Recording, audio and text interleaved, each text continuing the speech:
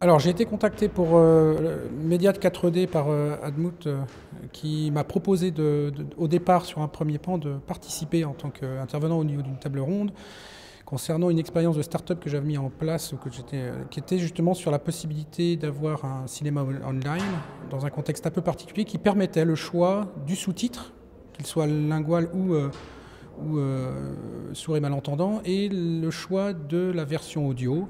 qu'elle puisse être audio description ou pas. Donc quand elle m'a parlé de son projet et de tout ça, je lui ai exposé que j'avais peut-être une autre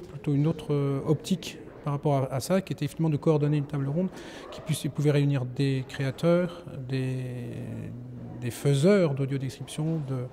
et donc voilà, et de manière toute naturelle, voilà, j'ai proposé mes... Moi, ce qui m'intéresse foncièrement dans l'accessibilité, c'est pas que les bonnes paroles, c'est particulièrement la mise en œuvre. Et pourquoi ça m'intéresse à ce titre-là, c'est que je pense que tout film a un public, aussi minime soit-il, et peu importe le public qu'il a, s'il est réduit ou pas, en tout cas, il s'adresse au plus grand, au plus large des publics, et ensuite chacun y trouve son compte. Moi, dans ce principe-là, je considère que pour accéder à un secteur public particulier, quel qu'il soit, il faut savoir s'adresser à lui, et donc il faut lui permettre de comprendre l'histoire qu'on veut lui raconter. Et là, je parle particulièrement sur la fiction. Ensuite, on raconte l'histoire de différentes manières, que ce soit de manière corporelle sur le spectacle vivant. On a aussi le spectacle enregistré, donc le cinéma, la vidéo, etc. Et je pense que la meilleure manière de retranscrire ou de transmettre et de porter l'œuvre originale, qui était celle du créateur et accompagnée de son producteur, au mieux, c'est d'assimiler cette notion d'accessibilité, quel qu'en soit d'ailleurs le public, qu'il soit par handicap ou autre type de contrainte de compréhension. Donc moi, ce qui m'a effectivement intéressé, c'est de voir comment chacun abordait la problématique de cela. Et dans le cas présent de l'accessibilité par rapport à des handicaps sensoriels, était qu'on était constamment à fabriquer ce genre d'outils de version supplémentaire après sur le produit fini, alors que je considère qu'effectivement, à partir du moment où on intègre ça dans la chaîne de fabrication intégrale, et d'une, ça nous coûtera moins cher, si on veut parler de coûts réels, et en même temps, on sera plus fidèle à l'intégrité de l'œuvre à part entière. Je pense qu'intégrer ça très tôt au niveau des écoles de cinéma, ou d'écriture, ou de réalisation, ou de mise en scène, de sensibiliser à l'accessibilité, pour moi, je considère que c'est une bonne chose parce que ça permet à l'auteur, en tout cas, d'assimiler différentes manières ou différentes contraintes qui lui permettent de s'assurer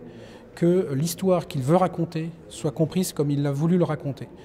sans partir du principe qu'il y a forcément message ou pas, mais une histoire, c'est une histoire. Si elle est bien racontée, on est sûr que l'histoire qui sera racontée ou comprise sera celle qui est transmise. À partir du moment où elle est mal racontée, il peut y avoir ambiguïté, il peut y avoir ensuite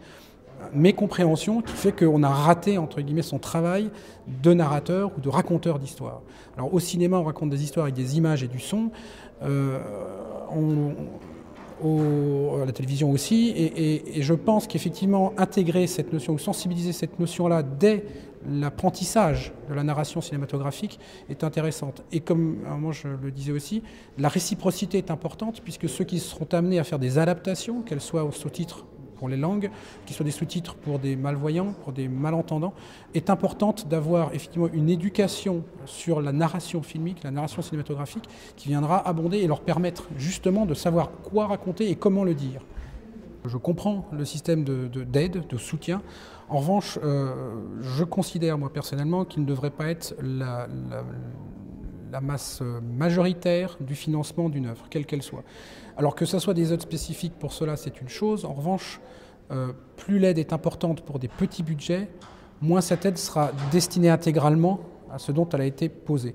Donc c'est peut-être voilà, c'est peut-être difficile à envisager, à comprendre dans ce cadre-là, mais je considère que oui, un soutien est intéressant à partir du moment où il y a contrepartie demandée en face. On me parle de films à petit budget. Quand on parle de 1 millième sur la manière d'un gros film, on a parlé tout à l'heure du fait qu'une chaîne de télévision achetait 5 à 6 000 € un programme et qu'il fallait livrer pour le producteur la version sous-titrée. Là, oui, le décalage est énorme. En revanche, pour fabriquer le film, ce n'était pas 5 000 à 6 000 euros qu'il a eu comme financement, et que la vente de ce truc est une des parties multiples des ventes qui ont été faites. Donc à partir de l'intégration intégrale au mode de fabrication, qu'elle soit soutenue, aidée, c'est une chose, mais je ne pense pas qu'elle soit, primordiale, et je ne pense pas que ce soit une des points essentiels. Quoi qu'il en soit, quand on met, même sur un film à petit budget, même si ça vaut 0,5% du budget du film, à partir du moment où il est pensé en amont, il coûtera de toute façon moins cher que de le faire après. Donc quoi qu'il en soit, ce n'est pas tant le fait de se dire je fais un film à 100 000 euros, ou à 1 million, ou à 6 millions, ou à 10 millions d'euros. Le prix ne sera pas forcément même non plus au niveau de différentes versions, mais même un film à petit budget, il sera tenu à un moment de certains livrables, pour l'international par exemple, qui lui coûteront le même prix que s'il avait un film à gros budget. Donc je pense que c'est un faux problème de considérer que pour inciter à livrer ce genre de version-là, il faille obligatoirement un soutien ou une aide. Alors bien sûr, elle est bienvenue, à partir du moment où elle est cohérente, mais je crois que ce n'est pas tant de la proportion. Si on a parlé de cette proportion de 1 millième, c'était pour dire que c'était dérisoire. Mais ce qui est important de savoir, c'est que si on travaille ces versions-là sur un produit fini, elle sera de moins bonne qualité, et elle coûtera plus cher que si on la travaille dans tout le processus de fabrication, où elle sera de meilleure qualité pour moindre coût.